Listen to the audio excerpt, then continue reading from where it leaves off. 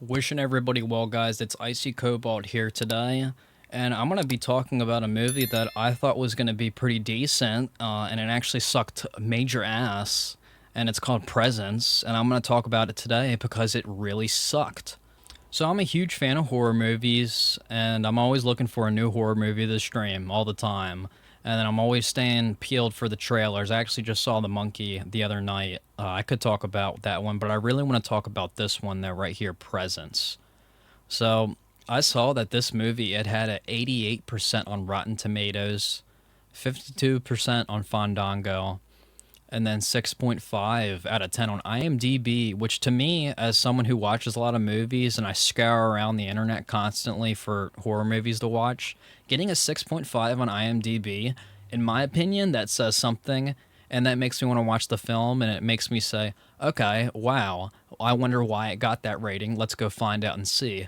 So I went to go watch it. I've been waiting for this to come out on streaming, and I finally was able to watch it yesterday. I just want to say if you like movies like the Conjuring, or what was the one Blumhouse movie, Insidious. If you like movies like that and you're expecting an experience that's similar to those movies from Presence, this is definitely not fucking it. I'm gonna tell you that right now. This is the total opposite. Like in those movies, you see things and the way that everything is shot with the colors and the lighting and the sounds and the presentation of the characters and the story, it all works so well together to make you feel some sort of fear, to really have you intrigued and immersed into that world of Insidious. But in this world, there's just so many things in this movie that just don't make sense. So I'm gonna start by they have a terrible use of first person. The movie starts out with the first person view from the entity or the presence that the movie is titled after that's in the house. And it just really doesn't work at all. It's just a regular camera just moving around. We're just seeing people die in a house. And they do this repeated shot over and over again. And every time after they do this first person shot, what they do is when you're in the eyes of the entity, it goes into a corner and then it just stops and then it cuts. And to me, as a viewer, what that does, I'm like, what happened? Why is he there? Why did it just stop? And it takes me out of the fucking movie. And that pisses me off because I watch these to get immersed and get the fuck away from reality. So yeah, you guys fumbled that one. Also, the only way that they show the spirit or the entity having any power or being able to do anything scary is by moving things. That is literally it. That is the scariest thing that the entity can do is just move and drop things. That's it. You have one scene where they're showing the girl's diary on her bed getting like picked up and like go to the shelf, and then the girl sees it and freaks out, and then for some reason she tells her dad like, "Oh, I saw nothing." I'm like, what the fuck? So we're gonna get on to some spoilers. So the girl, she starts to notice like the shit's going on, and then her brother brings a friend over. He introduces him to her, and then she starts making all these weird poses and positions on the bed, like inviting, like, pretty much saying like, hey, like I want to fuck you, you know. And then the brother and his friend go into the room, and the friend's like, oh yo, yeah, your sister. And he's like, no, don't even think about it. And then what happens is he starts banging the sister. So the sister is about to bang him, and then next thing you know, in the closet, like the shit just fucking drops randomly. There's a whole shelf that just drops. We're supposed to be like, oh my god, this just dropped. It's really nothing. It does nothing at all. I didn't feel anything from that. That was pathetic. So after all this stuff happens, I forgot or no. So her brother, the friend of the brother tells the sisters like, your brother's on a mean streak. He's gonna do this really bad thing and mean thing to this girl. So he goes and he does it.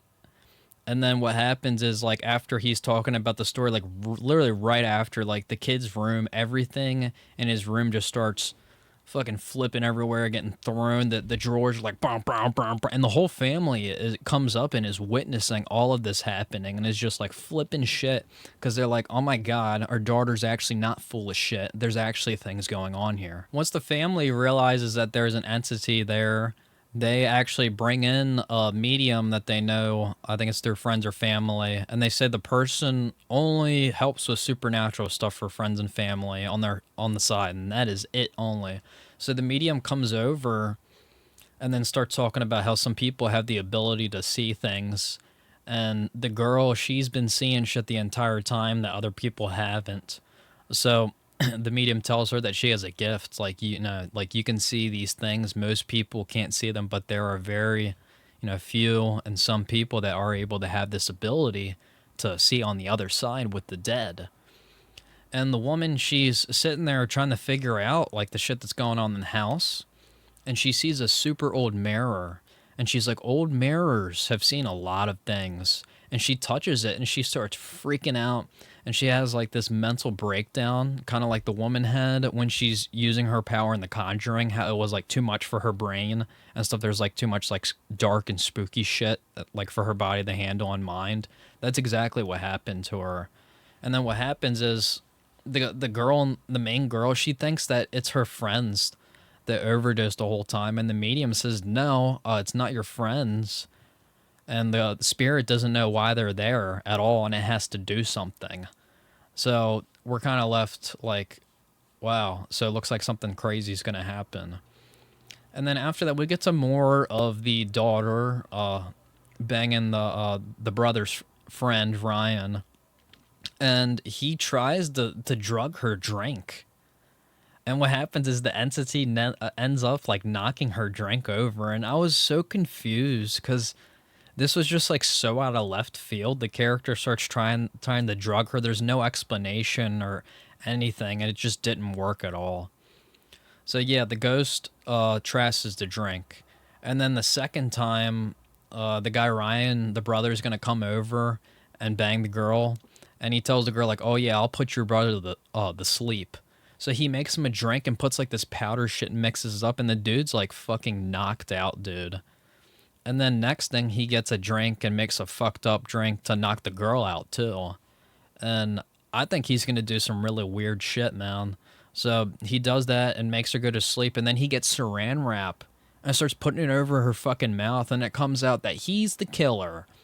Those girls didn't overdose. He's the guy that killed them. And it's just, this guy barely was in the movie. The brother, he's the bad guy, but he's barely in the movie.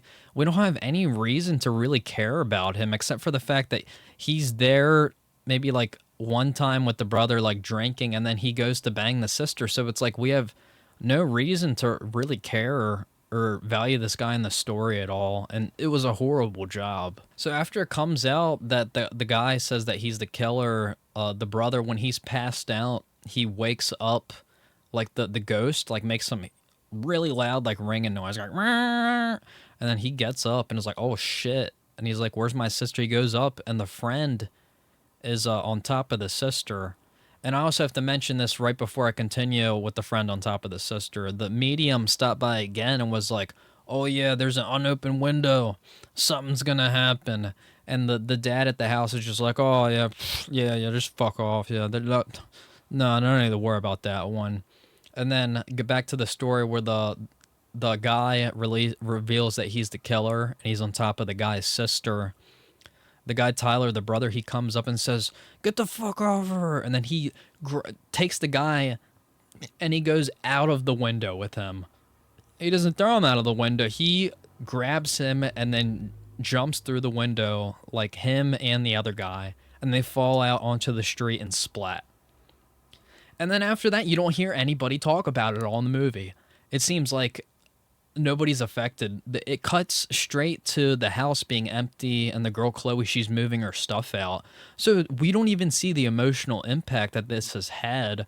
So to me as a viewer, just the value of this kill, just it really had no much. This death like really did not feel that significant just because the way they presented it. So the ending, there's actually a Google reviewer that said that the last 10 seconds was the most terrifying. What happened was that apparently the presence was the brother the whole time, lingering around his past self for that situation and incident that happened. And like the mom at the end, when they're moving out, she touches the mirror and you can see the camera. It shows a shot, the brother is in the background. And it's supposed to be this super scary, terrifying thing at all. But wow, it really did not hit at all. And if you thought that was like really terrifying, then hey man, more power to you, dude. But that ain't horror. My key takeaways from this are that I think they did a horrible job with the first person thing. That was super random, going off into a random spot and then just cutting it to black. I don't understand that. That's weird. The acting was all right, you know, and the lighting was super basic. And yeah, the shot sequences just seem so repetitive. And like I said, also the horror, the whole point you watch the movie to get spooked and get scary, it was not there. Like I said, the most effort they put into trying to scare you was something moving. And then probably the scariest thing aside from that was the guys falling out the window. And it's just, man, everything was presented in such like a Weenie Hut Jr. watered down version of Insidious. That's what it felt like. It was like, yep, it was like Insidious, but super Weenie Hut Juniors. That's exactly how I can describe this movie. But I'm ashamed that I had to watch this film. It sucked. And yeah, man.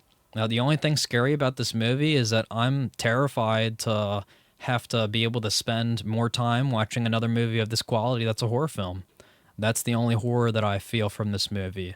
But thanks for watching my review on this movie, guys. And yeah, I'm really passionate that this movie sucks ass. So thanks for watching.